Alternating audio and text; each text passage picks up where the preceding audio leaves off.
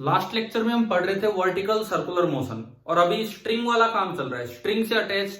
और जिसमें एक चीज हमने डेप्थ में देखी थी कि सर्कल कंप्लीट कब होगा, और उसके अलावा रिजल्ट्स बनाए। 0 से √2gl लेते हैं तो ऑसिलेट करेगा, √2gl से √5gl तो बीच में पाथ छोड़ जाएगा, पैराबोलिक हो जाएगा, और √5gl से ज्यादा है तो वो सर्कल कंप्लीट होगा।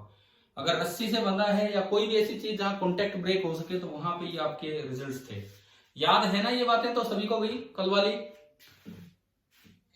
ठीक है, तो अभी हम उसमें अगला काम स्टार्ट करते हैं। कल मैंने डिवीजन बताए थे लास्ट में, बोर्ड पे 3 डिवीजन। तो एक चीज हम कर चुके हैं कि v ग्रेटर देन √5gl। तो अब जो हम पढ़ेंगे इस क्लास में सबसे पहली चीज वो होगी oscillations of a ball attached to a string. Oscillations of a ball attached to a string. String की लेंथ L मान लो। बताओ वेलोसिटी पे क्या कंडीशन थी? ऑसिलेशन कब होगा? जब वेलोसिटी 0 से तो ज्यादा हो और किससे कम हो? √2gl, where L is the length of the string। ये बताओ यहां इक्वालिटी आएगी कि नहीं आएगी? आएगी, बिल्कुल आएगी। √2gl भी देंगे तो भी ये ऑसिलेट करेगा। ऑसिलेट कब करता है आप ये याद रखें, अगर आपको ऐसा इंस्टेंट मिल रहा है कि वेलोसिटी 0 हो गई है, टेंशन 0 होने से पहले वेलोसिटी 0 हो जाए and tension is greater than और इक्वल टू 0, अगर ये चीज आपको मिल जाती है तो पार्टिकल ऑसिलेट करेगा। अगर क्या हो जाए, टेंशन 0 हो जाए और वेलोसिटी पॉजिटिव रहे, टेंशन 0 हो जाए वेलोसिटी पॉजिटिव हो जाए, तो वो फिर आगे क्रॉस कर जाएगा। वो अगले केस में देखेंगे हम क्या है क्या नहीं। अगर आप ऑसिलेट करवाना चाहते हो तो रस्सी सीधी रहे और वेलोसिटी 0 भी हो जाए तो एक्सट्रीम पोजीशन बन जाएगी और ये नीचे आएगा।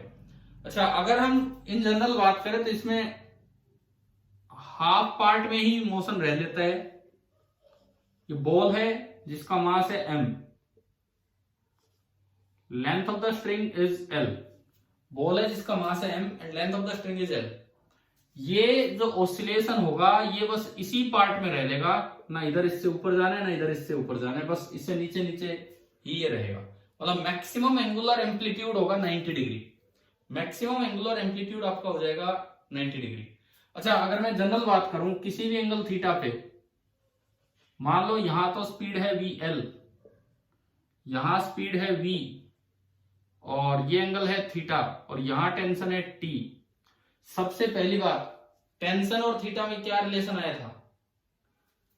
आपको अगर याद हो, बिल्कुल याद होगा, T बराबर आया था mg cos theta plus m into V square by L। ये बताओ भाई, ये रिलेशन सभी ने कर लिया कि नहीं? कैसे? न्यूटन लॉ लगाया था यहाँ, T minus mg cos theta बराबर m into V square by L, तो उससे ही आ गया। पहले relation T as a function of theta and V। दूसरा relation V in terms of theta कैसे निकला था? एनर्जी कंजर्वेशन से। यहां से यहां जब आप गए थे तो V स्क्वायर बना था VL स्क्वायर। अब सुनो एक बात सुनो, अगर V वाला पॉइंट VL से ऊपर है तो आएगा minus something, and that something is 2gl into 1 minus cos theta. 2gh घटता है, वो h होता है। और अगर VL से नीचे कोई पॉइंट होता या किसी वेलोसिटी से नीचे कोई पॉइंट होता तो वहां की स्पीड में यहाँ प्लस आ जाता। मैं आपको थोड़ा याद भी करवा रहा हूं कल वाले रिलेशन। हाँ भाई, ये बताओ, कल ये दोनों रिलेशन हम निकाल के भी लाए थे, यूज भी किया था। ये निकला था न्यूटन लॉ सेकंड से, और ये आपको ध्यान हो भाई मैकेनिकल एनर्जी कंजर्वेशन। क्या ये दोनों बातें समझ में आ गई? ठीक है।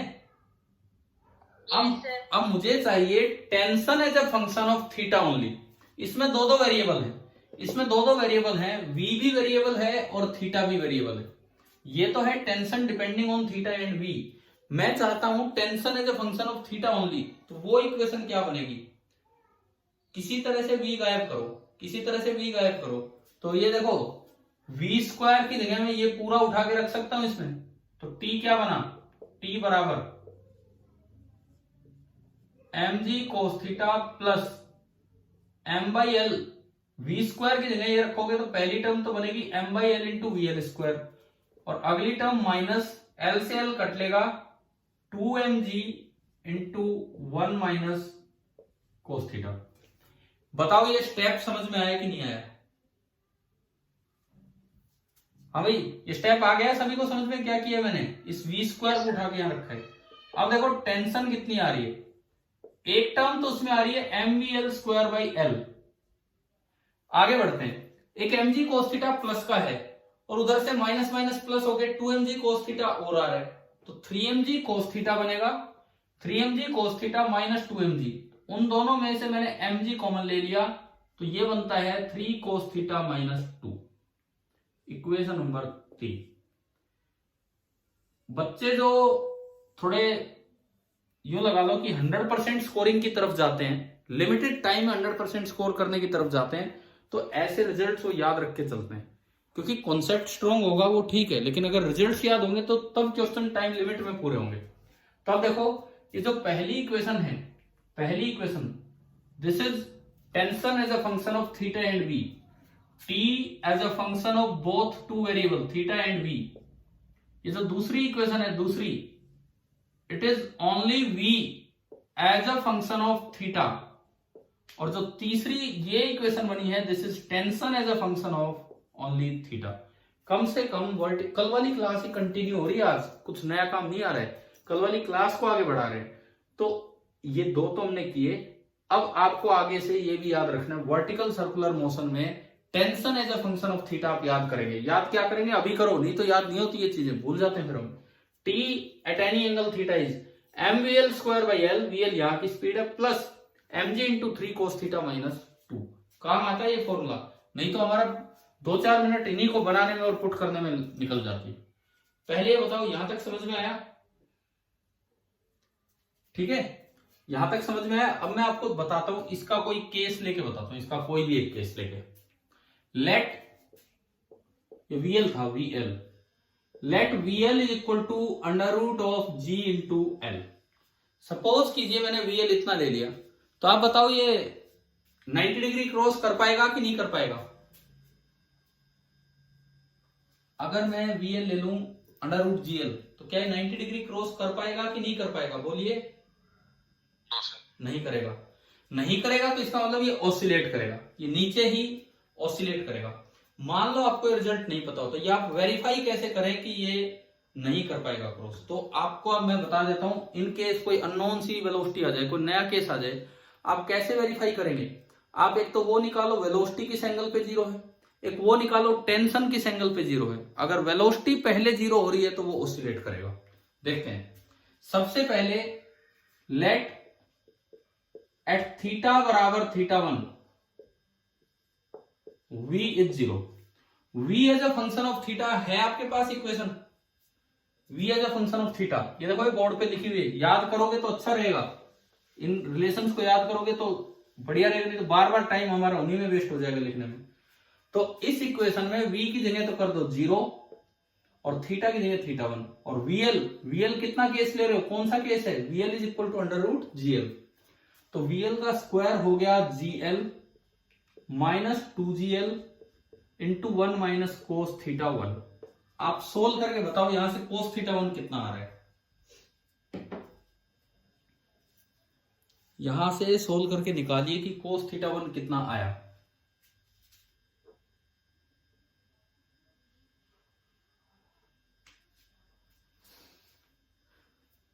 कोस θ1 कितना आया? 0 is equal to 1/2 gl minus 2gl plus 2gl cos θ1। तो यहां से minus 2gl plus 2gl cos θ1, ठीक है। तो ये इधर आएगा तो ये बनेगा overall gl is equal to 2gl cos θ1। तो आपका कोस θ1 आ गया 1/2, मतलब 0.5। वैसे तो आपको पता भी है कि ये 60 डिग्री आ गया। चलो अब आप वो एंगल निकालो जहां टेंशन 0 होगी। Let at theta equal to θ2, अब मैं मान रहा हूं कि टेंशन 0, तो टेंशन वाली ये इक्वेशन लगाओ, ये इक्वेशन लगा के बताओ कि कोस थीटा कितना आ रहा है, कि टेंशन 0 करने के लिए कोस थीटा आपका कितना होना चाहिए, क्या बताओ इस इक्वेशन में। टी की जगह 0 रखा, m by L into V L square, V L आपका जीएल वाला केस आप ले रहे हो ये, प्लस एम जी into 3 cos theta 2 minus 0। Vertical circular motion की एक अच्छी क्लास है ये, जिसमें आप ढंग से सीखें इन चीजों को कि कैसे पहचाने कि कौन सा केस है। बताओगे मुझे यहां से कोस थीटा 2 कितना आ रहा है? एल से एल गया, 0 is equal to M G plus 3 M G cos theta 2, 0 is equal to M G plus 3 M G cos theta 2। कितना आ रहा है यहां से कोस थीटा 2? 1/2। एक मिनट, ये -0 नहीं है, -0 नहीं है, दिस इज -2। फॉर्मूले में यहाँ पे -2 है, टेंशन को हमने 0 किया, तो 3 कोस थीटा 2 माइनस 2 mg, ये आया mg minus 2 mg, this is mg minus का mg, तो ये mg इधर आएगा, तो mg is equal to 3 mg cos theta 2। तो अगर आप देखें तो कोस थीटा 2 कितना आ गया? 1/3। बताओ ये आया समझ में? कोस थीटा 2 आपका आया 1/3, और कोस थीटा 1 जहां स्पीड 0 हुई थी वो कितना आया था? 1/2। एक बार बताओ ये कैसे निकाले इन रिलेशन से? क्या ये दोनों अलग अलग एंगल पहचान में आ गए आपको? ठीक है, अब मैं एक बार इसको हटा रहा हूं, अब मैं आपको ये समझाता हूं कि क्या होना है क्या नहीं होना है। हमें ये पता लगा कि at cos theta 1 equal to 1/2 तो उसकी स्पीड 0 है, at cos theta 2 is equal to 1/3 tension 0 है। इन दोनों में से छोटा एंगल कौन सा है? जिसका कोस बड़ा होता है वो एंगल छोटा होता है, पता है ना ये हमें? तो इन दोनों में से कोस बड़ा किसका है? बोलो भाई। Theta 1। 1/3 is less than 1/2. It means cos theta 2 is less than cos theta 1. It means theta 2 is less than, no sorry, theta 2 is greater than theta 1. Theta 1 छोटा है तो पहले वेलोसिटी 0 हो रही है कि पहले टेंशन 0 हो रही है? पहले क्या चीज 0 हुई है? वेलोसिटी। अब वेलोसिटी 0 है और टेंशन बची हुई, रस्सी मुड़ी नहीं है, तो इसका मतलब टेंशन उसको वापस खींच लाएगी। इसका क्या मतलब है कि ये मोशन ऐसा होगा कि अगर आप √GL वेलोसिटी देंगे नीचे, तो ये जब 60 डिग्री पे पहुंचेगा, कोस थीटा बराबर 1/2 पे पहुंचा, मतलब 60 डिग्री पे, तो वहां जाके वेलोसिटी तो 0 होगी और जो टेंशन है वो अभी नॉन 0 है, तो ये वापस आ जाएगा और ये ऑसिलेट करने लग गया। चलिए बताओ ये केस आया कि नहीं आया समझ में? कि कैसे, मतलब केस क्या, मैं तो आपको ये बता रहा था कि क्यों ये ऑसिलेट करेगा इस रेंज में। हमने एक वैल्यू उठाई और उससे पता लग गया हमें। समझ में आ गया होगा? अच्छा, दूसरी बात, कल ये एक स्पेशल वैल्यू थी, इस पे क्या 0 हुआ था? अगर मैं VL √2GL दूं तो मनीष कुमार आप बताएंगे मुझे, अगर VL में √2GL देता हूं तो पहले V 0 होता है कि पहले T 0 होता है? कल पढ़ाया था। चलो और कोई भी स्टूडेंट जवाब दे, कोई भी बच्चा। अगर मैं VL √2GL देता हूं तो पहले V 0 होगा या पहले T 0 होगा? T 0। नहीं, जवाब था कि दोनों एक साथ 0 होंगे, दोनों 90 डिग्री पे जाके 0 होंगे। क्या कल करवाया था कि नहीं? अब हाँ तो भर दो अगर याद आ गया हो तो बताओ। कल करवाया था मैंने कि बिल्कुल 90 डिग्री पे जाके V भी 0 है ना? ध्यान आ गया होगा। नहीं तो भाई फिर दोबारा वही बात है, अगर मैं VL लेता हूं √2GL कोस थीटा 1 पे V 0 कर दो, तो कोस थीटा 1 निकालोगे तो वो भी 0 आएगा, और दूसरा निकालोगे टेंशन 0 वाला, वो भी 0 आएगा, और उससे हमें ये पता लगेगा कि दोनों ही एंगल 90 डिग्री है, कि 90 डिग्री पे जाके एक साथ दोनों चीजें 0 हुई है। तो अब आपको ना एक चीज समझ में आ जानी चाहिए, 0 से और √2GL तक आप कोई भी वेलोसिटी दोगे, टेंशन 0 होने से पहले स्पीड 0 होगी, वो रुकेगा और रस्सी टाइट है तो वो वापस ऑसिलेट कर जाएगा। बिल्कुल √2GL दोगे, बिल्कुल √2GL, तो 90 डिग्री पे जाके स्पीड 0 होगी और 90 डिग्री पे जाके बस टेंशन जीरो होगी, लेकिन रस्सी मुड़ेगी नहीं, अभी रस्सी स्लैक नहीं हुई है और स्पीड जीरो है, तो ड्यू टू ग्रेविटी वो दोबारा नीचे जाने लग जाएगा और वो ऑसिलेट करने लगा। ये बताओ, ये रिजल्ट शायद आपको ढंग से समझ में आ गए होंगे, याद भी हो गए होंगे। ठीक है, अब इस रेंज में, ऑसिलेशन वाले रेंज में कैसे कोई सवाल आ सकता है, आप वो समझिए। ऑसिलेशन वाली रेंज में किस तरह से कोई सवाल बन के आ सकता है। मैं रूट जीएल वाले ले लेता हूँ, अभी जो करवाया था वो रूट जीएल वाला। अब उसमें क्या पूछ सकते हैं आपसे क्वेश्चन में, एक रस्सी है, एक बॉल बंधी है, एल लेंथ की रोप है, इसको आपने आगे की तरफ प्रोजेक्ट किया with velocity under root G L. क्या ये 90 डिग्री तक पहुंचेगा? No sir. ठीक है, फर्स्ट पहला सवाल, मैं क्वेश्चन लिख नहीं रहा, आप जवाब दोगे। पहला सवाल है, विल द बॉल ऑसिलेट और will it follow A parabolic path in air? Oscillate. ठीक है, बिल्कुल सही, ऑसिलेट। दूसरा सवाल, what is it's angular amplitude? अगर ऑसिलेट कर रहा है तो इसकी एंगुलर एम्पलीट्यूड कितनी है? अभी करवा दिया ही मैंने।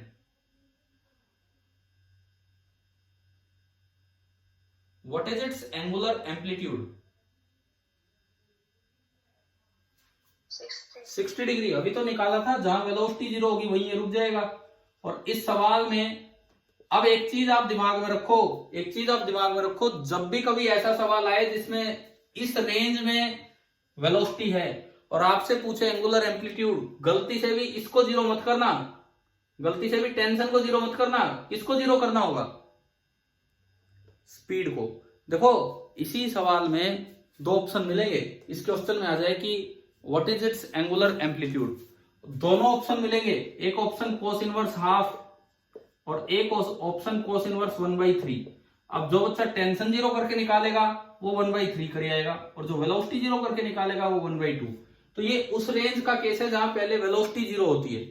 तो यानी कि आपको वेलोसिटी जीरो करके एंगल निकालना, और एंगल आ गया 60 डिग्री। क्या आप सभी को समझ में आ रहा है कि नहीं? ठीक है, इसी में तीसरा सवाल, इसी केस में एक से ही हम समझ लेंगे सब कुछ। What is the tension in the rope when the ball is eight extreme position? Tension in the rope when the ball is eight extreme position. ये देखो, ये इसीलिए तो याद कर रहे हैं कि हम एक बार में निकाल दें। क्वेश्चन समझ में आ गया ना मेरा, मैं क्या सवाल बोल रहा हूं?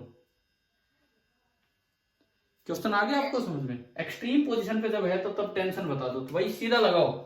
एक्सट्रीम पोजीशन पे जब है तो इस सवाल में कोस थीटा कितना? एक्सट्रीम पोजीशन पे है तो कोस थीटा कितना?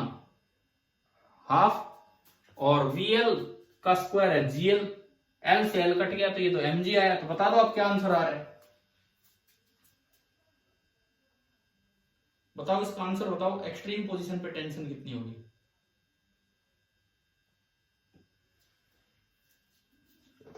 टेंशन एट एक्सट्रीम पोजीशन, बताओ ये आंसर बताओ।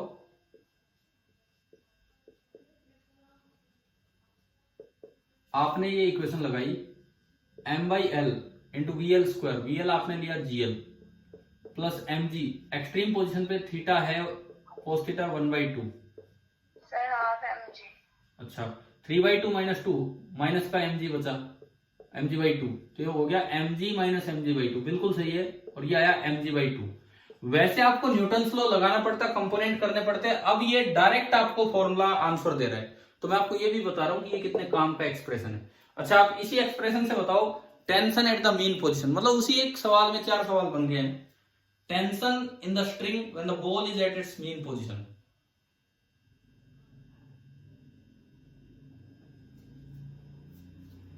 Tension in the string when the ball is at mean position.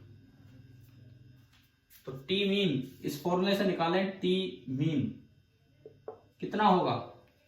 m/l, V L का स्क्वायर इस सवाल में कितना लेके चल रहे हैं हम? GL plus mg into mean position पे थीटा कितना होता है? मीन पोजीशन पे थीटा कितना साइड में है बताओ? 0।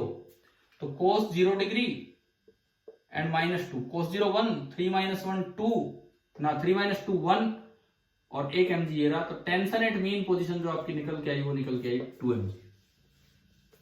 तो देखो आप एक बात समझो, इस एक सवाल में कि आपने रूट जीएल वेलोसिटी दी, 4 सवाल हमने पूछे। पहला सवाल, पार्टिकल ऑसिलेट करेगा या पैराबोलिक पाथ को फॉलो कर जाएगा, तो उसका आंसर क्या आया, ऑसिलेट करेगा। ठीक है। दूसरा सवाल हमने पूछा था कि एंगुलर एम्पलीट्यूड कितना होगा, तो वो इससे नहीं निकलेगा, वो किससे निकलेगा, आपको क्या जीरो करना होगा इस रेंज में अगर वेलोसिटी है तो v0 पहले होगा, तो v0 करके आप निकालेंगे एंगुलर एम्पलीट्यूड। उससे आया cos थीटा हाफ मतलब 60 डिग्री। फिर पूछा मैंने कि tension eight extreme position direct निकालो इससे। फिर पूछा tension eight mean position direct निकालो इससे। पूछ ले टेंशन एट 30 डिग्री डायरेक्ट निकालो इससे। भाई 0 से 60 डिग्री तक हो गया, 0 से 60 डिग्री तक हो गया। पूछ ले जब वो मिडवे था, मिडवे मतलब 30 डिग्री पे था, तो टेंशन कितनी होगी। सीधा फॉर्मूला लगाओ, VL स्क्वायर की जगह तो GL और यहाँ थीटा की जगह 30 डिग्री या 37 या कुछ भी पूछ सकता है। तो अब आपको ये समझ में आ गया कि हमारे लिए ये रिलेशन भी बहुत इंपॉर्टेंट है। समझ में आ रहा है ना। ठीक है। अब सुनो, ये जो 3 तरह के केसेस दिखाए थे, 2 कंप्लीट हो चुके हैं। कल के लेक्चर में तो कुछ शुरुआत की, कुछ समझाया वर्टिकल सर्कुलर मोशन, और फिर वो लूपिंग द लूप वाले केस के अलग अलग तरह के क्वेश्चंस करवाए। आज हमने अभी तक ऑसिलेटिंग वाले क्वेश्चंस कर दिए। तो अब कौन सा केस बच गया, कौन सा केस बच गया अब हमारा, बोलोगे एक बार, कौन सा केस बचा है।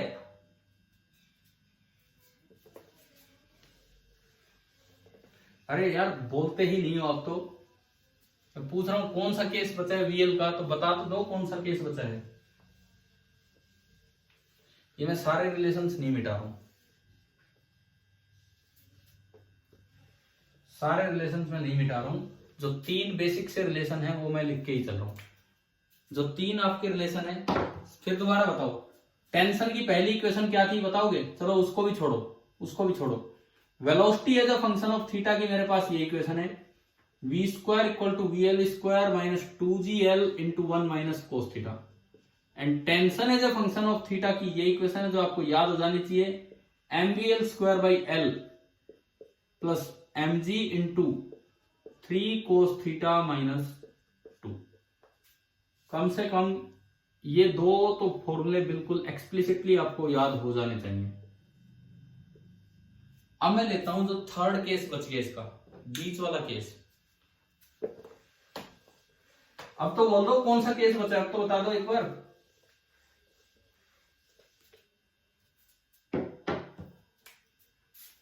हमारा केस बचा है parabolic path followed by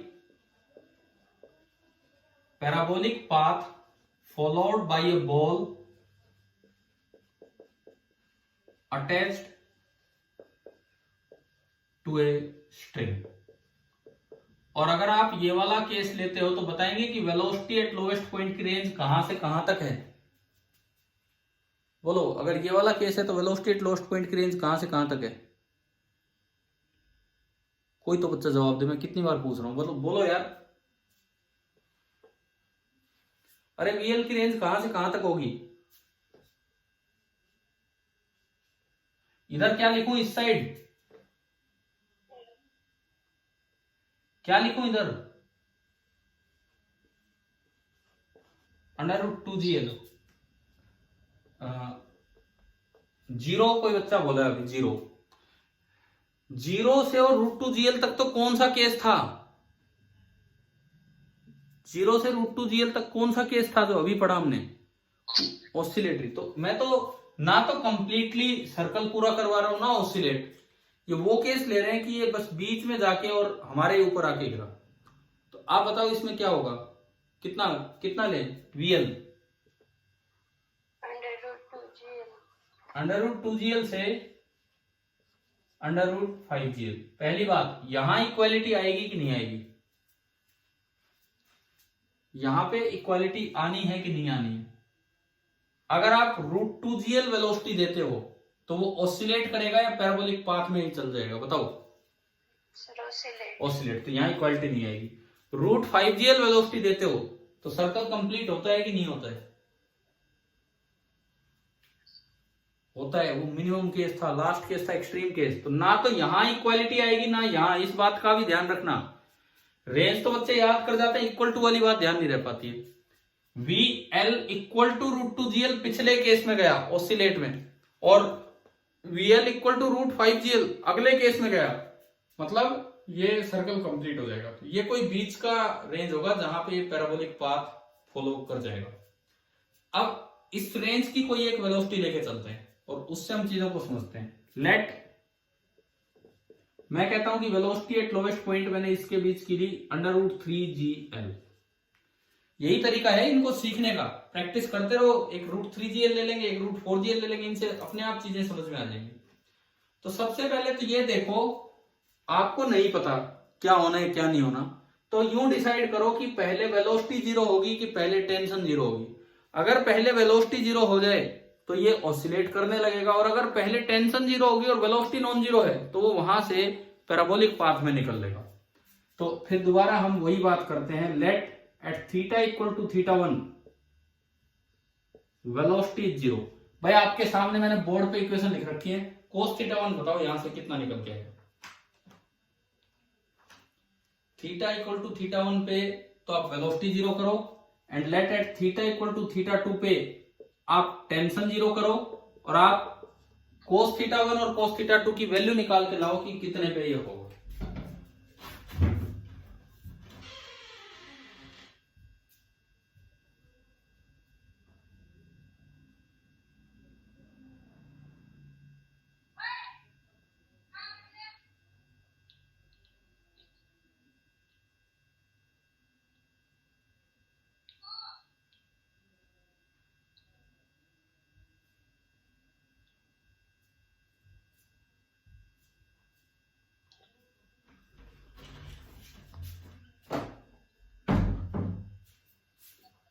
v0 पे cos θ1 कितना आया?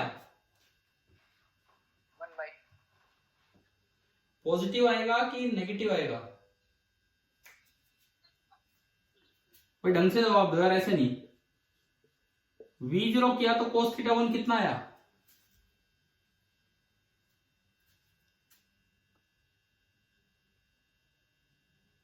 आज तो क्या हो गया, आप जवाब ही नहीं दे रहे हैं। इसमें देखो, इसमें v0 कीजिए, vl की जगह ये 3gl रख दो, स्क्वायर हटा के cos θ1 कितना आ रहा है, मैं बस ये पूछ रहा हूं आपसे इस इक्वेशन से।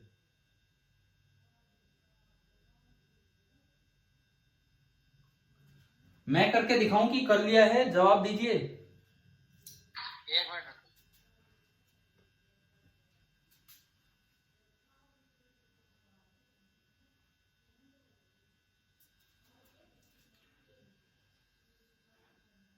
v को जीरो किया, vl स्क्वायर की जगह आपने रखा 3gl minus 2gl into 1 minus cos theta. gl common, अच्छा जीरो कॉमन लेके हटा दो, तो 3 minus 2 into 1 minus cos theta. तो 2 इंटू 1 माइनस cos θ1 को आप इधर निकालो, θ1 चल रहा है, दैट इज 3। 2 को नीचे भेज दो, दैट इज 3/2। तो 1 माइनस 3/2 दैट इज cos θ1। हाँ, तो यहां से cos θ1 आपका कितना आया? -1/2। अब आप ये बताओ, जहां टेंशन जीरो होती है वो एंगल कितना आ रहा है?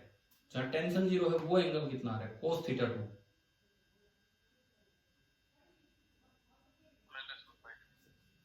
-1/3। सही बोल रहे होंगे आप। इसको जीरो किया, टेंशन जीरो की, वीएल ये रख दिया, और इसको दोबारा सोल्व करेंगे तो ये cos θ2 आ गया। अब देखो, cos θ1 भी नेगेटिव, cos θ2 भी नेगेटिव। भाई एक बार जवाब दो, क्या सभी बच्चों के आगे हैं क्या ये दोनों? Yes sir, yes sir. ठीक है। अब दोनों नेगेटिव का मतलब एंगल ऑब्ट्यूज हो चुका है। आप एंगल लेते थे यहां से, इस लाइन से, ऑब्ट्यूज हो गया मतलब वो 90 डिग्री से ऊपर गया। ऑब्ट्यूज होने का मतलब वो 90 डिग्री से ऊपर गया। अब देखो, ये पूरा 180 डिग्री, ये पूरा 180 डिग्री, ये 90 डिग्री। 90 डिग्री पे cos थीटा होता है 0, एंड 180 डिग्री पे cos थीटा कितना होता है? -1। याद है हमें? cos 90 डिग्री तो होता है 0 और cos 180 डिग्री होता है -1। इन दोनों वैल्यूज में से बताओ कौन सी वैल्यू 0 की तरफ है और कौन सी -1 की तरफ है? ये वैल्यू तो है -0.5, और ये वैल्यू कितनी है? -0.3। समझ में आ रहा होगा। एक वैल्यू है -0.5 और एक वैल्यू -0.3। तो आप बताओ कौन सी वैल्यू तो -1 की तरफ है और कौन सी वैल्यू 0 की तरफ है? इनमें से 0 की तरफ कौन सी है? 0 की तरफ -0.3 है या -0.5 है? -0.3। -0.3 तो 0 की तरफ है और -0.5 -1 की तरफ है। तो -0.3 का मतलब ये θ2, ये आपका एंगल है θ2। इसका मतलब ये जो एंगल होगा, ये एंगल तो θ2 है जहां टेंशन 0 हो रही है, और जहां अगर ये चलता रहता काम और वेलोसिटी 0 होनी होती तो वो एंगल आपका है θ1। तो आप देखो डायग्राम से देखो, θ1 बड़ा आ रहा है कि θ2? θ1 बड़ा है। तो पहले टेंशन 0 हुई होगी कि पहले वेलोसिटी 0 हुई होगी? टेंशन 0 होगी। क्या समझ में आ रहा है कैसे हम आइडेंटिफाई कर रहे हैं कि ये क्यों? ये तो एक रटने वाली बात होगी, भाई इस रेंज में है तो ये इस रेंज में है, लेकिन ऐसा क्यों? अगर वेलोसिटी पहले 0 होती है, टेंशन बाद में, तो ऑसिलेट करेगा। अगर टेंशन 0 होगी और वेलोसिटी बची हुई है तो वो तो एयर में फ्री फॉल होने लग गया। टेंशन 0, टेंशन 0 होने के बाद तो उस पर तो एक ही फोर्स बचा mg। टेंशन 0 होने के बाद तो उस पर एक ही फोर्स बचा mg और वो तो एयर में फ्री फॉल करने लग गया। हाँ जी भाई बताओ, क्या ये समझ में आया कि ये क्यों पैराबोलिक पाथ में जाएगा? ठीक है। अब है ना, ये यहां पहुंचेगा नहीं, ये यहीं से अपनी पाथ चेंज कर लेगा, यहीं से अपना पाथ चेंज कर लेगा θ2 से, θ2 से। और यहां इसमें वेलोसिटी थी टेंशन 0, तो अब केवल mg बच गया। तो ये तो पैराबोलिक पाथ में कहीं भी जा सकता है इस तरह से। तो कुछ दूरी तक तो पाथ सर्कुलर रहा एंड उसके बाद एयर में इसका पाथ पैराबोलिक हो गया। तो अब एक चीज और दिमाग में रखो, अगर आपको वेलोसिटी की रेंज दी हो 0 से और √2gl के बीच में, पूछे एंगुलर एम्पलीट्यूड, तो आपको ना कौन सी इक्वेशन 0 करके एंगुलर एम्पलीट्यूड लाना है? वेलोसिटी 0 करके कि टेंशन 0 करके? अगर मैं रेंज वेलोसिटी की 0 से √2gl के बीच में लूं और पूछो एंगुलर एम्पलीट्यूड, तो पहले टेंशन 0 नहीं होती, पहले आप किसको 0 करेंगे? वेलोसिटी।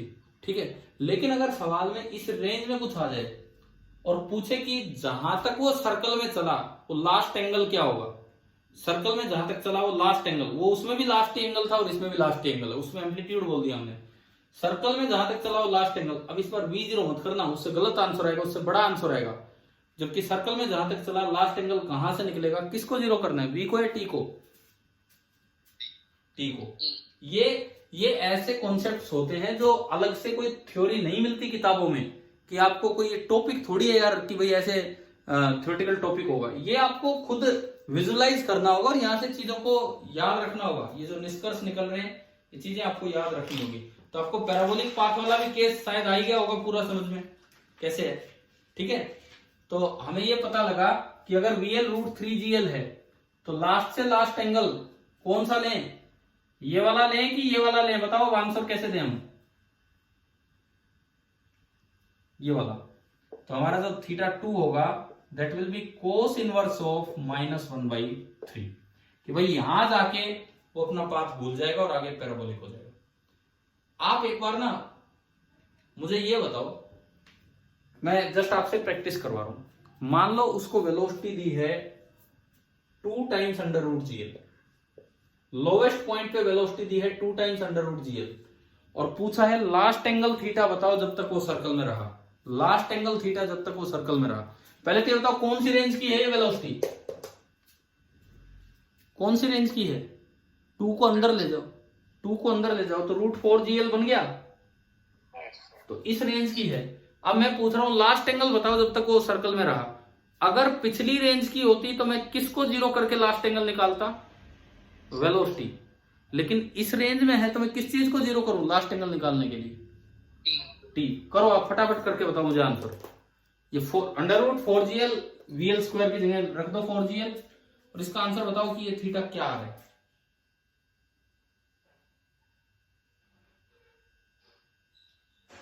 cos θ2 कितना आ रहा है?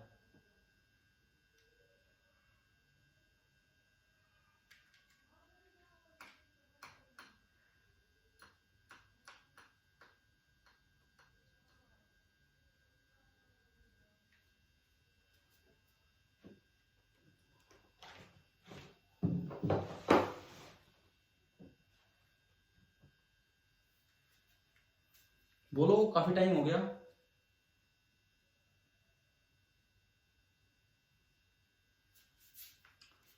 आपको टेंशन जीरो करनी है। टेंशन जीरो की बराबर m/l into V L square is 4gl plus mg into 3 cos theta -2। Sir -2/3। हाँ ठीक है, आपने सोल्व किया तो cos थीटा आ गया -2/3, और यहां से आप थीटा का आंसर देके आ सकते हैं cos इनवर्स ऑफ -2/3। तो भाई क्या रेंज पहचान के कैसे काम करना है समझ में आ गया? ठीक है, अब देखो इस सवाल में पक्का एक ऑप्शन मिलेगा 180 डिग्री। इसी क्वेश्चन में जो हमने पूछा ये वाला, पक्का एक ऑप्शन मिलेगा 180 डिग्री। 180 डिग्री कौन बच्चा निकाल के आएगा? कोई तो होगा जो लास्ट एंगल निकालने के लिए ध्यान नहीं रखता है किस रेंज का है, और वो v को 0 कर देता है। अगर आप v को 0 करते हैं तो देखना एक बार क्या आ रहा है। एक बार मुझे बताओ, अगर मैं v को 0 करके निकालता, गलत तरीके से निकालता, तो इसका थीटा कितना आता? देखो क्या ये आ रहा है क्या?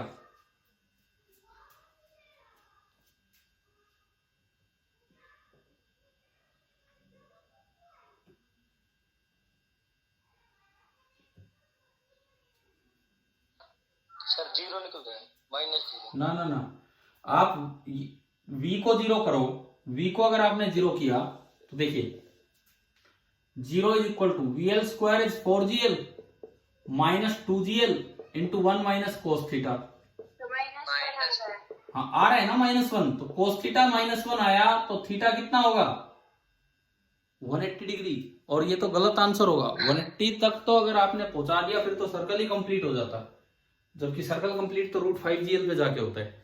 तो मतलब ये मैं कह रहा हूं कितना इंपॉर्टेंट अपनी रेंज सेलेक्ट करना, कितना इंपॉर्टेंट है दोनों रिलेशंस याद रखना, क्योंकि अक्सर यहां तक तो बच्चे पहुंचते ही नहीं है। वो कहते हैं जी पेपर में हम तो अपने आप लगा लेंगे जी, न्यूटन्स लॉ लगा लेंगे जी, एनर्जी कंजर्वेशन लगा लेंगे जी, तो क्या पेपर में 2 ही सवाल करके आना है जी हमें? तो इसलिए हमें कुछ चीजें याद भी रखनी चाहिए। और अब तो इस वर्टिकल सर्कुलर मोशन में बिल्कुल दिमाग में रखो, पहले वाली रेंज का है तो ये 0 होगा, और दूसरी रेंज का है तो t 0 होगा, और अगर तीसरी रेंज का है तो कुछ भी 0 नहीं होगा, और वो सर्कल कंप्लीट हो जाएगा। शायद आपको ये आगे होगी बात समझ में। ठीक है, अब एक क्वेश्चन, हाँ जी कुछ पूछना है तो बताओ, नहीं तो मैं एक क्वेश्चन लेता हूं इस पे, इस रेंज वाले में √2gl से √5gl वाले रेंज का एक सवाल लेते हैं। क्वेश्चन ये है कि एक पार्टिकल है,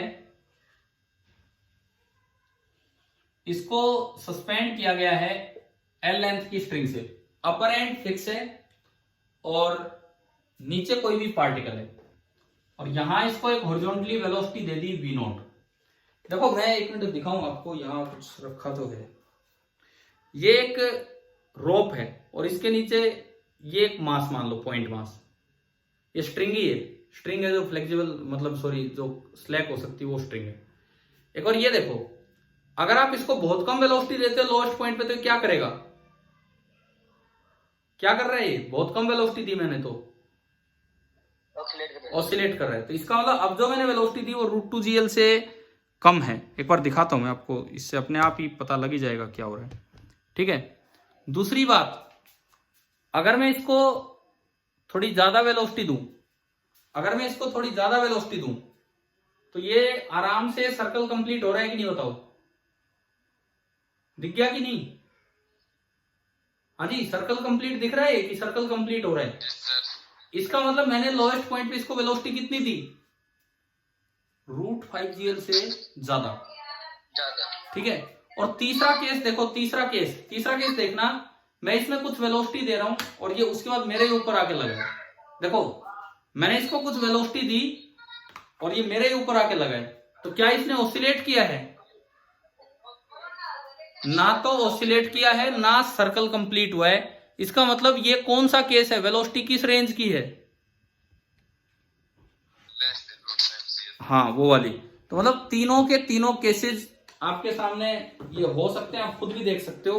तो अब ये यही वाला केस एक क्वेश्चन लेते हैं कि जैसे मैंने ये दिखाया कि ये मेरे ही ऊपर आके टकरा गया, मैंने एक ऐसी वेलोसिटी दी कि ये मेरे ही ऊपर आके टकरा गया। सपोज कीजिए ये सवाल है कि मैंने इसको वी नॉट स्पीड दी और इस तरह का काम ही हो गया कि ये जैसे भी गया ये अल्टीमेटली मेरे ही ऊपर आके, मतलब सस्पेंशन पॉइंट जाते हैं वहां जाके टकरा गया। सवाल आ गया समझ में क्या है? ठीक है, तो आपको बताना है इस सवाल में कि ये पॉइंट ऑफ सस्पेंशन पे ही आके टकरा रहे, कुछ दूरी तक तो पहले बताओ 90 डिग्री को तो क्रॉस करके गया है, तो ये मान लो ये वो पर्टिकुलर जगह है, ये वो पर्टिकुलर जगह है जहां जाके इसने सर्कुलर पाथ को छोड़ा है, जहां जाके इसने सर्कुलर पाथ को छोड़ा है। इस एंगल को मैं थीटा बोलता हूं, थीटा की बजाय मैं अल्फा बोल रहा हूं।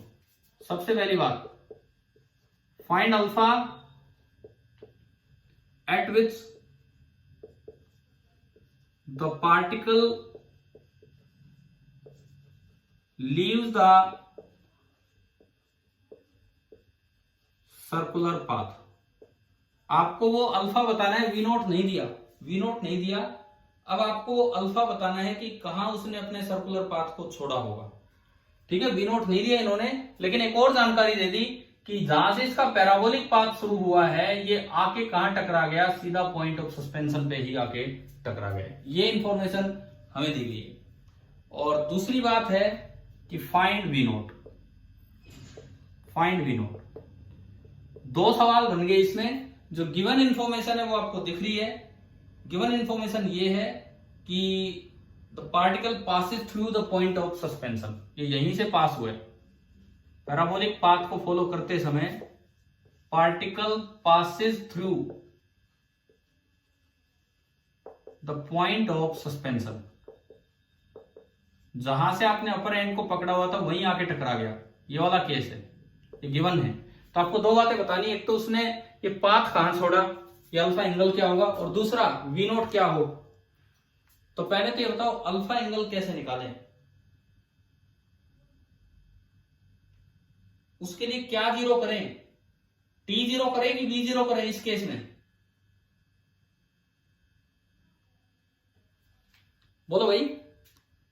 ये एंगल देखने के लिए आप टी जीरो करेंगे कि वी जीरो करेंगे? टी। ये तो अब समझ में आ गया होगा ये वाला केस। तो आपने क्या किया, अल्फा निकालने के लिए टी को जीरो कर दिया, टी की जगह जीरो।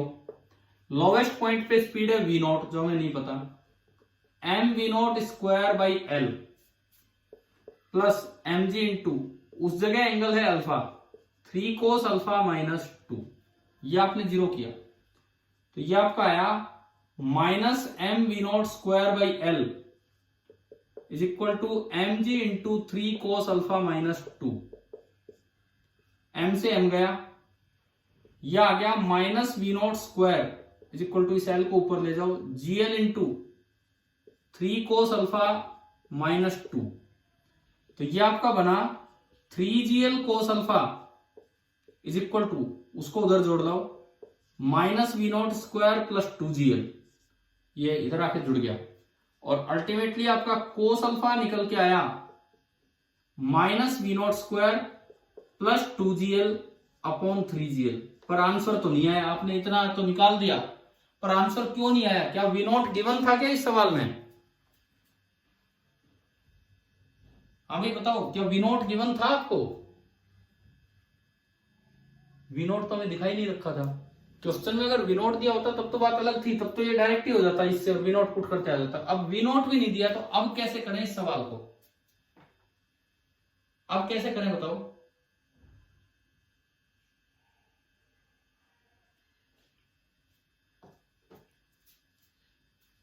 क्या ये क्वेश्चन आपको ढंग से समझ में आ गया है? मैंने क्या सवाल दिया है,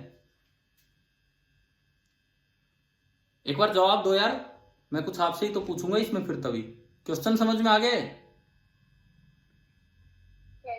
कि अगर ये पार्टिकल बीच रास्ते अपने छोड़ के और इधर ही आ जाता है, तो आपको एक तो अल्फा बताना है कहां इसने अलग हुआ, और एक ही वी नॉट बताना है।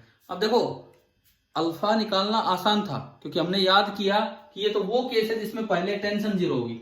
ठीक है, मैंने टेंशन भी जीरो कर दी, पर उससे दिक्कत तो ये आ गई ना, वी नॉट तो नहीं दे रखा, वी नॉट तो दे ही नहीं रखा। अब कैसे निकालूं मैं वी नॉट, अब कैसे करें इस सवाल को? ये क्वेश्चन मैं आपके लिए छोड़ रहा हूं होमवर्क में, करोगे कि नहीं करोगे ट्राई, बताओ यार एक बार। देखो मैंने लगभग आपको मिडल में छोड़ा है, इसमें क्वेश्चन स्टार्ट करवा के क्या आपको करना चाहिए था वो बताया, कहां दिक्कत आ रही है वो बताया। तो अब आपको सोचना है कि मैं इसमें कैसे, तो ये alpha, sine alpha, cos alpha, tan alpha, कुछ भी वैल्यू आ जाए उसकी टर्म्स में बता देंगे, कैसे तो अल्फा निकालें और कैसे फिर हम ये वी नॉट की वैल्यू निकालें। आपके पास होता क्या क्या है, ये रिलेशंस है, एनर्जी कंजर्वेशन है और न्यूटन लॉ है बस, और ज्योमेट्री की जरूरत पड़े तो ज्योमेट्री। ठीक है, अगली क्लास की जो शुरुआत है, शुरुआत इस क्वेश्चन से होगी। अगली क्लास की जो शुरुआत है मतलब कल शुरुआत इस सवाल से होगी। आप पहले अपना ये करके रखना है, ये क्वेश्चन पूरा समझ में आ गया होगा सभी को। ठीक है, अब देखो इसी केस में आगे बढ़ते हैं। पूरा करवाऊं कि आप करोगे ट्राई, बताओ यार। अरे मैं पूरा करवाऊं कि आप ट्राई करोगे? करोगे, ठीक है ठीक है, तो आप ये करना ट्राई, मैं आपके ऊपर ही छोड़ रहा हूं। कल पहला शुरुआत ही पहली यहीं से होगी। अब मैं इस केस को कंप्लीट करता हूं, ये जो बीच वाला केस है, कि इसमें अगर पैराबोलिक पाथ हो, ये तो एक स्पेशल क्वेश्चन दे दिया कि भाई वहीं आके टकरा गया। ये जो पैराबोलिक पाथ है, अब इस पैराबोला को कैसे ऑब्जर्व करना है, जैसे एक केस लेके हम चल लेते हैं। लेट आपने वेलोसिटी ली √4gl, अभी ली थी ना थोड़ी देर पहले, वेलोसिटी ली √4gl।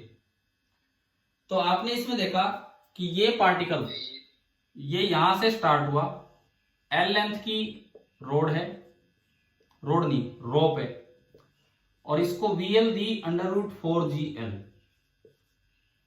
ये तो श्योर है कि 90 डिग्री से तो ऊपर जाएगा, क्योंकि उस रेंज में है, √2gl से √5gl वाली रेंज में 90 डिग्री से तो ऊपर जाएगा, कहीं तक जाएगा, किसी जगह तक जाएगा, और उस जगह पहुंच के पहले क्या जीरो होगा, टेंशन। सपोज ये वो केस है, ये वो एंगल है थीटा, जहां जाके टेंशन जीरो हुई। अभी किया था हमने, इसमें टेंशन जीरो पे कोस थीटा कितना आया था, या अभी देख के बता दो दोबारा। टेंशन जीरो करने पे कोस थीटा कितना आया था, बता रहे हो?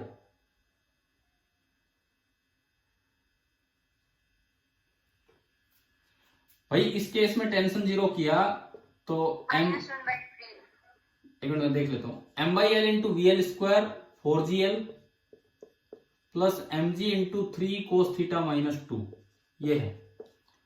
l से l गया तो 0 इज इक्वल टू 4mg और एक -2mg, तो 2mg plus 3mg cos theta. नहीं भी आप शायद आंसर गलत बोल रहे, 2 आप भूल गए हो, mg गया, कोस थीटा -1/3 नहीं है, कोस थीटा कितना आ रहा है, जहां टेंशन जीरो है वो कोस थीटा कितना आ गया, -2/3।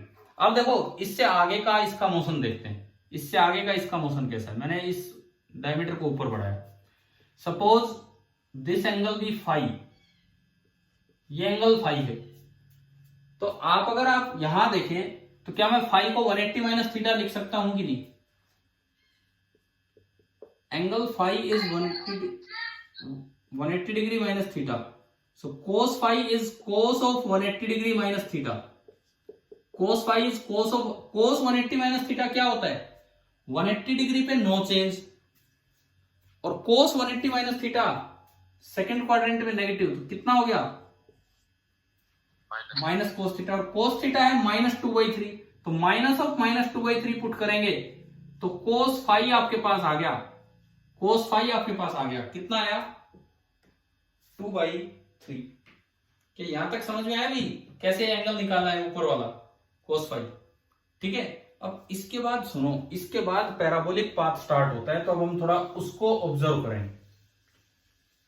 इसके बाद पैराबोलिक पाथ स्टार्ट होता है, तो जहां से भी पैराबोलिक पाथ स्टार्ट होता है उसको मान लीजिए, उसको आप मान लीजिए ओरिजिन, एक एक्सिस को मान लीजिए एक्स एक्सिस, और एक एक्सिस को आप मान लीजिए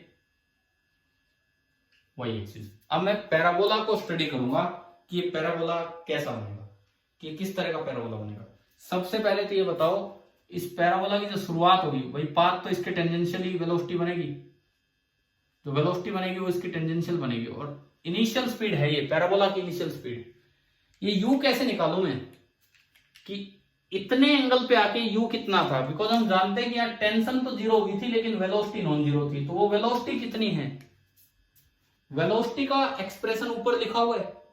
अब मैं आपको पैराबोला की तरफ लेके जा रहा हूं कि पैराबोला कैसे सोल्व होगा अगर इससे रिलेटेड क्वेश्चन आते हैं तो आपको पैराबोला की स्टार्टिंग पता होनी चाहिए कि भाई कितनी वेलोसिटी से इसकी स्टार्टिंग हो रही है। तो बताओ यहां से देख के कितनी वेलोसिटी से इसकी स्टार्टिंग हो रही है। ये v की इक्वेशन है, ये v की इक्वेशन है। कोस थीटा जब -2/3 था तो टेंशन जीरो हुई, तो कोस थीटा -2/3 इसमें रख के वेलोसिटी निकालो कि उस समय वेलोसिटी कितनी है, करो, वो पैराबोला की स्टार्टिंग वेलोसिटी होगी। कोस थीटा -2/3 रख के आप वेलोसिटी निकालो, वो पैराबोला की स्टार्टिंग वेलोसिटी होगी।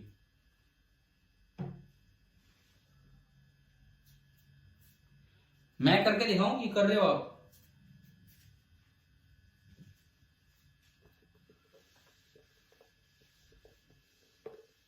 सर 2gl/3 अंडर रूट नहीं आएगा क्या?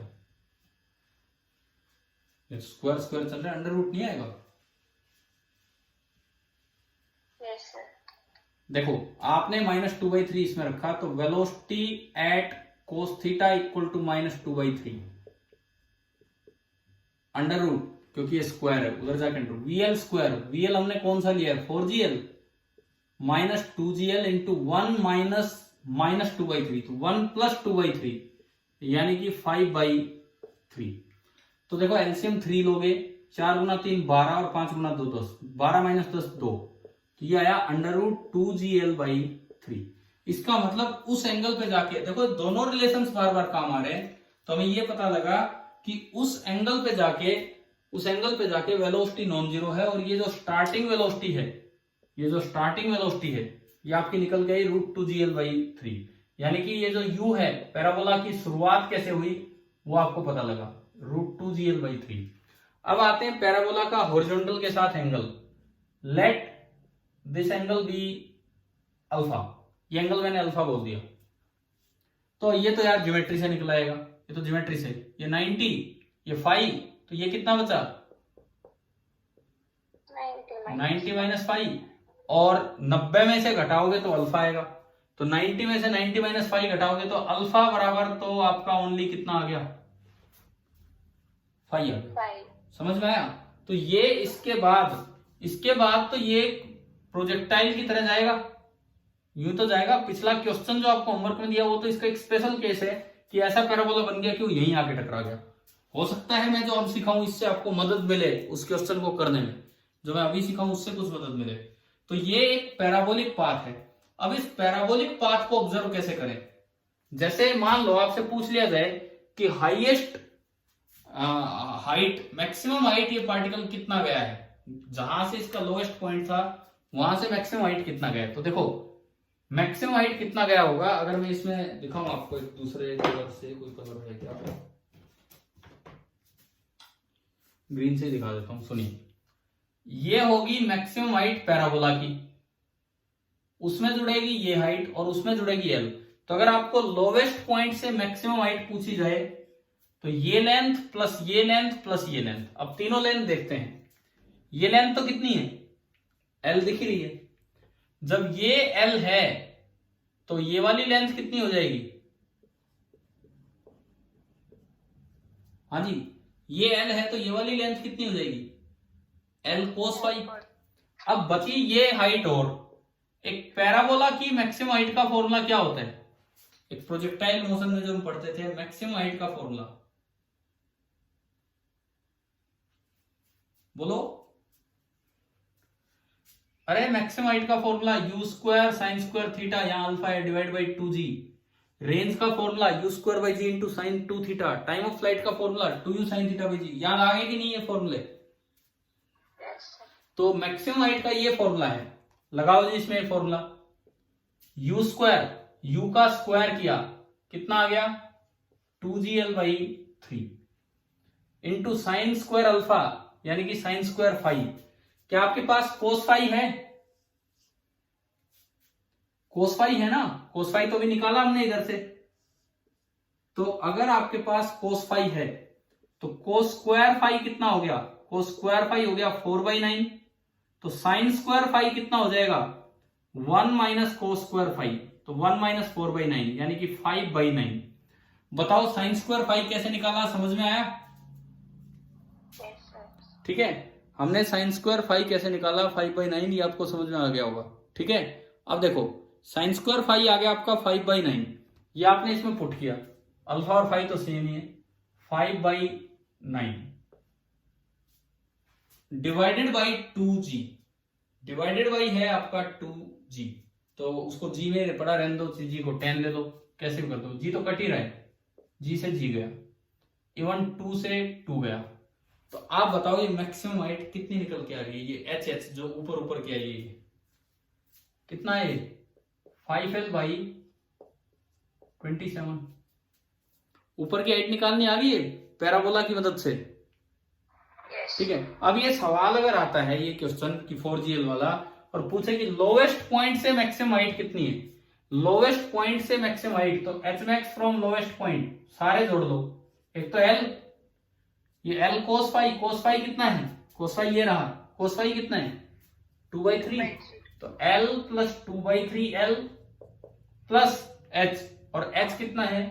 5l/27।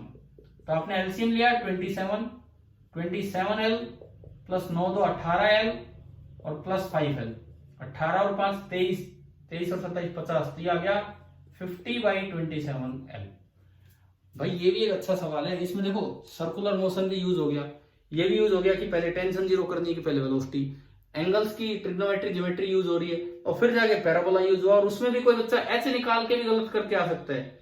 इस ऑप्शन में एक तो इसके क्वेश्चन में एक आंसर तो खाली इतना मिलेगा और एक ये मिलेगा, कई बार बच्चा यहां तक पहुंच के भी गलती कर जाता है, तो ये ऐसे करके आए। अब बताओ क्या ये कैसे समझ में आया कि नहीं आया, कैसे इस तरह का काम करना होगा? Yes sir. ठीक है, अच्छा इसमें यूं भी पूछ सकते हैं सवाल, तो कुछ भी बन सकता है कि ये जब पैराबोलिक पाथ में जाएगा तो इसी हॉरिजॉन्टल लेवल पे दोबारा जब आएगा तो ये हॉरिजॉन्टल डिस्टेंस कितना कवर कर चुका है, जहां से इसने सर्कल का साथ छोड़ा था, जहां से पैराबोला बना है, दोबारा उसी हाइट लेवल पे आएगा तो तब तक हॉरिजॉन्टल डिस्टेंस उसने कितनी कवर कर ली। तो मतलब इतना सब बोलने का मतलब केवल ये है कि वो आपसे पैराबोला की क्या पूछना चाह रहा है, क्या पूछना चाह रहा है बोलो, अगर इस तरह से सवाल आया तो? रेंज समझ में आ रहा है? अगर यूं बोले कि भाई वो दोबारा उसी हाइट लेवल पे कितना हॉरिजॉन्टल डिस्टेंस कवर करके आएगा, तो दोबारा उसी हाइट लेवल पे आया तो हॉरिजॉन्टल डिस्टेंस उसने कवर की r। तो अब ये r कैसे निकालें, उसके लिए हमारे पास रेंज का फॉर्मूला है, ये तो हो गया। रेंज का फॉर्मूला क्या होता है? u²/g into sin 2θ, where sin 2θ is 2 sin θ cos θ, तो 2 sin phi cos phi।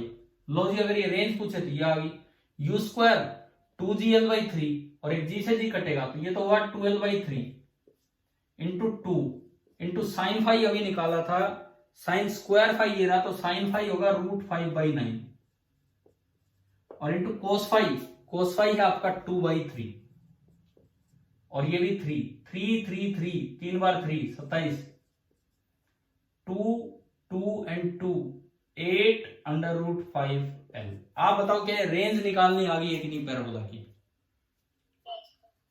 समझ रहे हो ना आप कि कैसे हम ये लिख रहे हैं ये चीजें?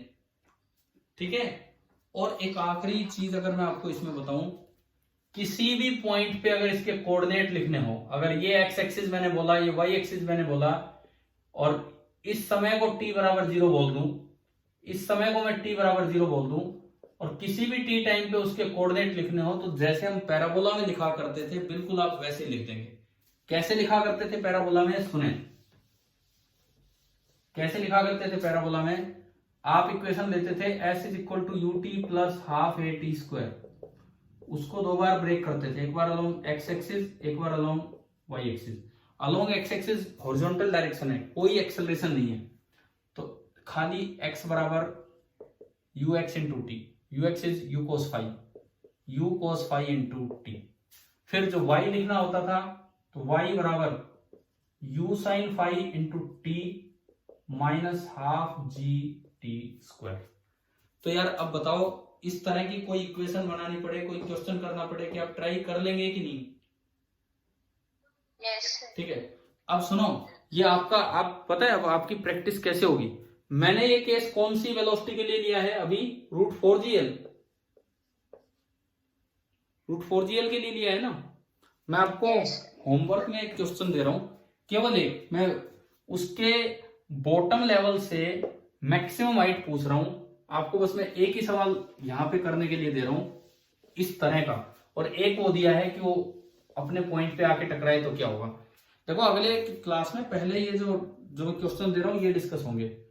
तो अगला क्वेश्चन ये है कि velocity at lowest point is under root 3GL, L is the length of the string, then find the maximum height attained by the particle. Find the maximum height attained by the particle. कहां से? From the lowest point, जो उसका lowest point होगा वहां से। भाई बिल्कुल वैसे ही करोगे, बिल्कुल जैसे अभी मैंने 3 पार्ट्स में ऐड करके दिखाया था और वो 50L/27 आया था। मुझे इसका आंसर चाहिए, कल करके बता दोगे? अरे ये करोगे तभी तो ये केसेस समझ में आएंगे कि कैसे करने हैं सवाल। अच्छे सवाल हैं ये, बताओ कर पाओगे कि नहीं? ये वाला क्वेश्चन ठीक है। इसका अगर आप करके ना इसका आंसर ही भेज देना कैसे करके, कि भाई एच मैक्स क्या आ रहा है ग्राउंड लेवल से, मतलब लोवेस्ट पॉइंट से कैसे, और वो सारा एक बार अपना रिवाइज करना, उससे ही होगा। दूसरा एक क्वेश्चन मैंने आपको ये दिया है जो आके वापस वहीं टकराया है, और भी कोई दिया हो तो मुझे ध्यान नहीं है क्लास के बीच में यहां तक। चलो अब ये बताओ, रस्सी वाले केसेस आगे समझ में, कि रोप से अगर आप चला रहे हो या कोई भी ऐसा केस जहां कॉन्टेक्ट लूज हो तो वहां भाई किस तरह से ये होता है। अच्छा, इसमें एक और चीज आपसे कभी पूछ ली जाए कि ये जो केस है रूट 2GL से रूट 5GL वाला जो केस है, उसमें हमें पता है कि पार्टिकल छोड़ जाता अपने रास्ते को, क्या ऐसा पॉसिबल है कि दोबारा वो सर्कल में आ जाए? क्या ऐसा भी पॉसिबल है कि दोबारा वो सर्कुलर पाथ में आ जाए?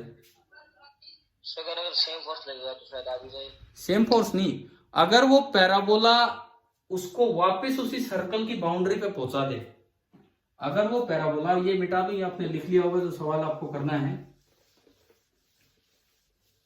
देखिए अगर वो पैराबोला, जैसे ये आपका सर्कल था, पूरा होता तो ऐसा होता, ये सेंटर पॉइंट है,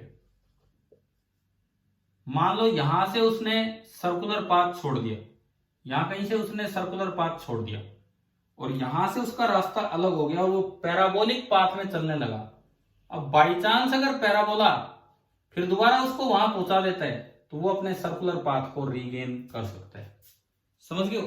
मतलब ये जरूरी नहीं है कि सर्कुलर पाथ छोड़ दिया तो छोड़ ही दिया, ऐसा पॉसिबल है कि इस तरह का पैराबोला बन जाए कि वो दोबारा अपने सर्कुलर पाथ में चला जाए। चलो अब क्वेश्चन तो कुछ भी कैसे भी बना के पूछ सकते हैं, कुछ आइडिया लगा के नहीं। इस रस्सी वाले केस में स्ट्रिंग से अगर अटैच है तो मैंने आपको तीनों केसेस बता दिए हैं। सबसे पहले बताया लूपिंग द लूप, वो ग्रेटर देन और इक्वल टू रूट 5GL।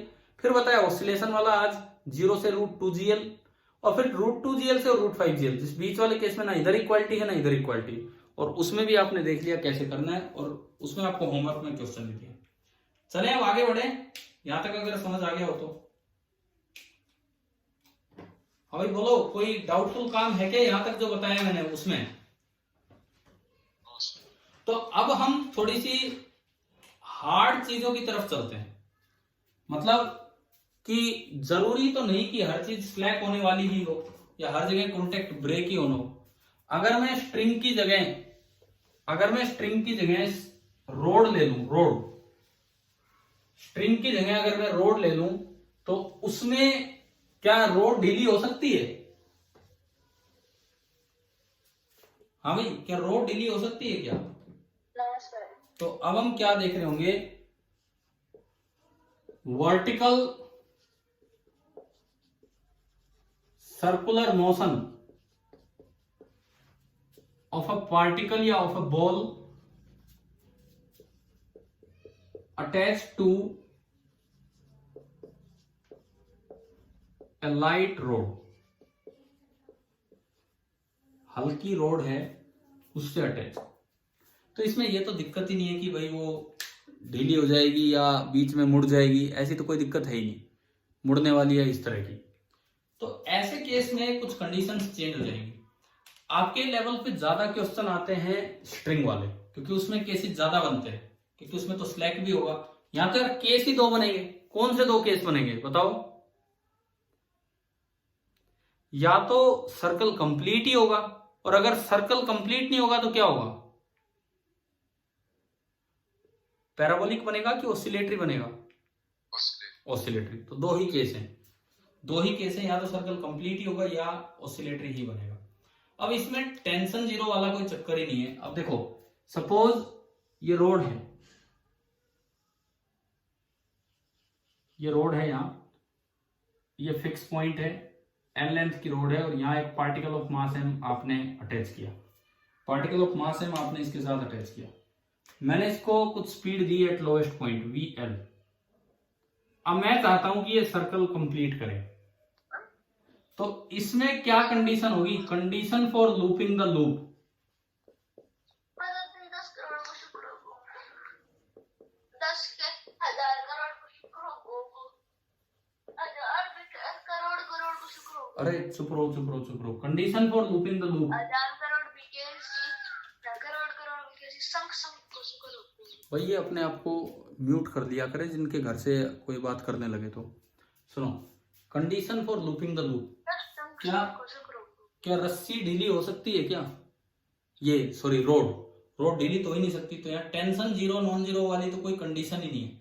या तो एक ही बात है कि अगर ये बस पहुंच जाए ऊपर तक, जस्ट पहुंच जाए, तो फिर ये अपने आप नीचे उतर आएगा ड्यू टू वेट, इस तरह की। तो इसमें condition for looping the loop होगी कि v h should be greater than और equal to zero. Highest point पे जो वेलोसिटी है, जस्ट जीरो होगी तो वहां जाके रुक जाएगा, वो एक्सट्रीम केस है। जस्ट जीरो होगी तो वहां जाके रुक जाएगा, वो एक्सट्रीम केस है। उससे थोड़ी सी भी कम होगी तो ऑसिलेट करेगा, और उससे थोड़ी सी भी ज्यादा होगी तो ये सर्कल कंप्लीट कर जाएगा। ठीक है। आपके जब रस्सी से बांध रखा था तो condition for looping the loop में हाईएस्ट पॉइंट पे वेलोसिटी जीरो की थी या टेंशन जीरो की थी? क्या क्या किया था हमने? Velocity zero. ना यार, ना ना ना ना ना, फिर गलत बोल रहे हो आप। अब क्यों भूल जाते हो? कितनी बार मैंने लूपिंग द लूप की कंडीशन याद करवाई। नीचे रूट 5gl, यहां रूट 3gl। क्या ऊपर वेलोसिटी जीरो थी या रूट gl थी? Root gl। और जो टेंशन थी वो नीचे 6 mg, इधर 3 mg और ऊपर जीरो। तो अब फिर मैं पूछूं कि अगर रस्सी से पार्टिकल बांधा है तो condition for looping the loop में हाईएस्ट पॉइंट पे टेंशन जीरो की थी कि वेलोसिटी जीरो की थी? टेंशन। लेकिन अगर रोड से बांध रखा है, रिजिड रोड से, तो हाईएस्ट पॉइंट पे आप लूपिंग द लूप की कंडीशन लगा रहे हो, तो हाईएस्ट पॉइंट पे आपको क्या चीज जीरो कर देनी है? वेलोसिटी जीरो कर देनी। ठीक है। अब हाईएस्ट पॉइंट पे वेलोसिटी जीरो करके वीएल निकालो कितना आ रहा है। हाईएस्ट पॉइंट पे वेलोसिटी जीरो करके वीएल निकालो कितना आ रहा है। वेलोसिटी की इक्वेशन क्या थी? VL square minus 2GL into 1 minus cos theta थी ना ये इक्वेशन। आपको क्या करना है, at theta equal to 180 degree V zero कर दो।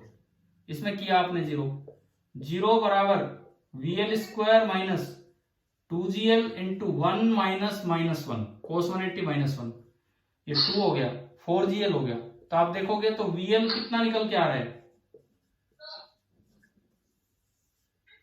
VL कितना निकल के आया? Under root of 4GL।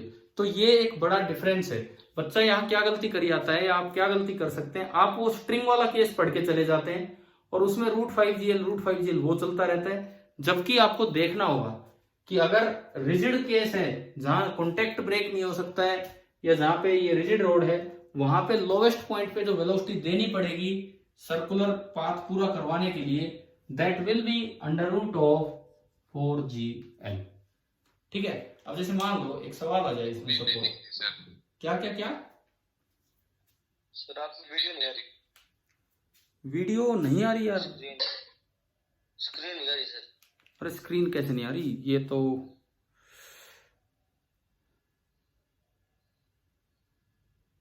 Host disabled attendee screen sharing. यार ये होस्ट ने डिसेबल कर दिया भाई, क्या हो गया, कहाँ से हो गया ये? मैंने तो इसे कुछ टच भी नहीं किया। क्या ये वीडियो गायब हो गई है क्या, आप बताओ एक बार। अभी सर अभी भी नहीं दिख रहा आपको? तो कोई बात नहीं, क्या करूं मैं फिर इसमें।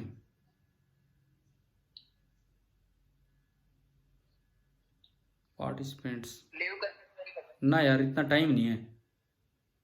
पार्टिसिपेंट ये होस्ट 15 मिनट तो है बस। होस्ट प्रवीण सर हैं और उन्होंने कुछ चेंज कर दिया। होस्ट प्रवीण सर और उन्होंने थोड़ा सा चेंज कर दिया, जिस वजह से मैं ये दिखा नहीं पा रहा हूँ आपको ये चीज़।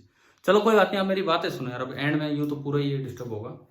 क्या आपको ये बात समझ में आ गई है कि रोड वाला केस दिख गया था या उस समय भी वीडियो नहीं दिख रहा था जब मैं रोड वाला डायग्राम बना के किया है, रूट 4GL? सर दिख गया। ठीक है, सर ठीक है।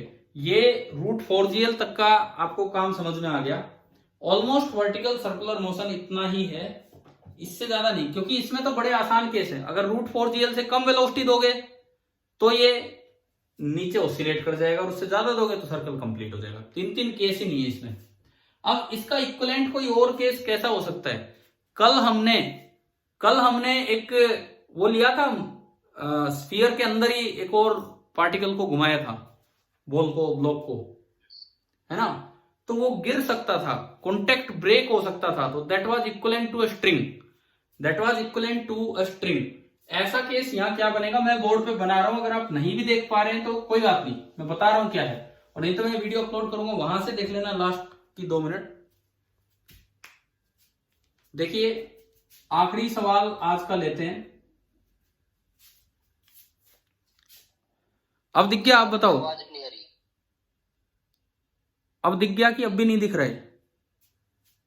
नहीं दिख रहा सर। नहीं दिख रहा तो मैं बस मीटिंग ऑफ ही कर रहा हूं। आप सुनो, आखिरी क्वेश्चन लेते हैं। मैंने कल जो स्फीयर दिया था आर रेडियस का, उसके अंदर ही आर से छोटा रेडियस का एक छोटा सा पार्ट और बना दिया स्फीयर का ही। ये दूसरा रेडियस है, स्लाइटली स्मॉलर देन आर। मतलब मैंने एक ग्रूव बना दिया, एक छोटी सी जगह बना दी, उस स्फीयर के अंदर एक और स्फीयर लगा दिया ऑलमोस्ट उतना ही रेडियस का, और बीच में जितनी जगह है उतनी जगह में एक बॉल फिट कर दिया वहां पे लोवेस्ट पॉइंट पे। अब मुझसे पूछा जाए कि लोवेस्ट पॉइंट पे मैं इसको कितनी स्पीड दूं, वी मिनिमम क्या हो फॉर कंप्लीटिंग द सर्कल और फॉर लूपिंग द लूप। तो आप बताओ रूट 5GR होगा कि रूट 4GR होगा? भाई मेरी आवाज सुन पा रहे हो कि नहीं?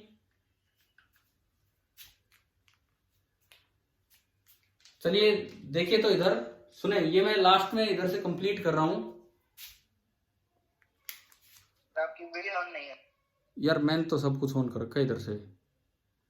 सर। आपकी वीडियो ऑन दिखाई नहीं था। पार्टिसिपेंट्स में कॉल करें। पार्टिसिपेंट से अब कब ऑफ हो गया?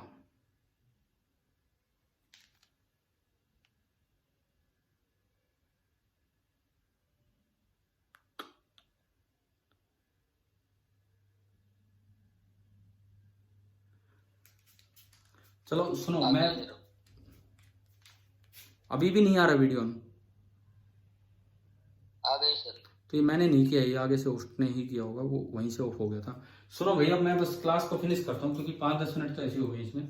सुनिए आखिरी क्वेश्चन ले रहे हैं हम। ये बताओ, क्या ये डायग्राम दिख गया आपको? ये जो मैंने डायग्राम बनाया है,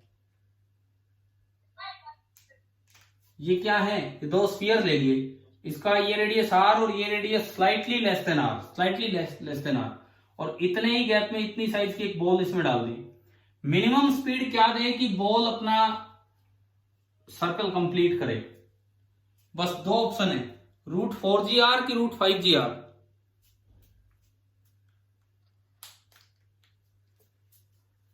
हाँ जी, अभी तो दिख रहा है ना बोर्ड? हाँ सर। नहीं दिख रहा है तो कोई बात नहीं, ये आप होमवर्क, भाई सुनो, मैं क्लास को ऑफ कर रहा हूं, ये भी आप होमवर्क में है। ये होमवर्क क्वेश्चन क्या है, आप वीडियो के एंड के 2-4 मिनट देख लेंगे। अभी आपने लाइव क्लास अटेंड की है, अगर ये डायग्राम नहीं दिखा है तो जब ये वीडियो अपलोड हो तो इसके लास्ट के 2-4 मिनट आप देख लेंगे और तब ये कर लेंगे। चलो आज सर्कुलर मोशन कुछ तो आया समझ में, वर्टिकल सर्कुलर मोशन, ठीक है। आपको बीच बीच में मैंने 2-3 काम दे दिए, प्लस सीपीपी नंबर 41 था कि कौन सा था, वो भी आप अपना ट्राई करके रखें अगली क्लास के लिए। अगली क्लास में हम वो डिस्कस करेंगे। और एक और बात सुनो, 41 है ये इसमें मैंने नीचे सिलेबस मेंशन किया है, इसमें मैंने नीचे सिलेबस मेंशन किया है सीपीपी नंबर 41 पे, वो ध्यान गया आपका उस पे? Yes sir. मैं एक बार बता दूं आपको कि फाइनल सिलेबस एक साइड मैंने नीट का दिया था और एक साइड जेई का दिया था। मैं एक बार बोलता हूं, सुनो। Work done by a constant force and variable force आता है हमें, वर्क डन से तो शुरुआत हुई थी हमारी। काइनेटिक एंड पोटेंशियल एनर्जी, पहले हमने पोटेंशियल एनर्जी पूरा पढ़ा, देन काइनेटिक एनर्जी पे आए। वर्क एनर्जी थ्योरम ये हम पढ़ चुके हैं। पावर, वर्टिकल सर्कुलर मोशन से अगला टॉपिक होगा हमारा पावर, अगली क्लास में पावर होगा। नेक्स्ट है potential energy of A spring, कर चुके। कंजर्वेशन ऑफ मैकेनिकल एनर्जी कर चुके। और इन सबसे रिलेटेड वर्टिकल सर्कुलर मोशन भी हमारा हो चुका है। ये जो भी पीछे जो आया ना, ये सब वर्टिकल सर्कुलर मोशन इधर नीट वाली साइड लिखा भी हुआ अलग से। उसके बाद elastic and inelastic collision in 1 and 2 dimension, यानी कि आपकी जो नेक्स्ट क्लास होगी डिस्कशन के बाद, पहले सीपीपी 41 डिस्कस होगा और जो 1-2 क्वेश्चंस इसमें दिए वो डिस्कस होंगे। एडिशनल होमवर्क मैंने आपको दे दिया है, इसमें सीपीपी में लिखा हुआ है additional homework HCV chapter 8 work and energy, NCERT chapter 6 work energy and power. अब अगली क्लास में एक तो पावर डिस्कस होगी पूरी और एक ये होमवर्क, ये सब। और फिर उससे अगली क्लास में होगा कोलिजन वाला पार्ट, जो वर्क एंड एनर्जी का लास्ट पार्ट है। और मैं आपको ये बता दूं, आपके स्कूल के वर्क एनर्जी वाले पेपर में कोलिजन नहीं डालते, वो कोलिजन डालते हैं अगले टेस्ट में।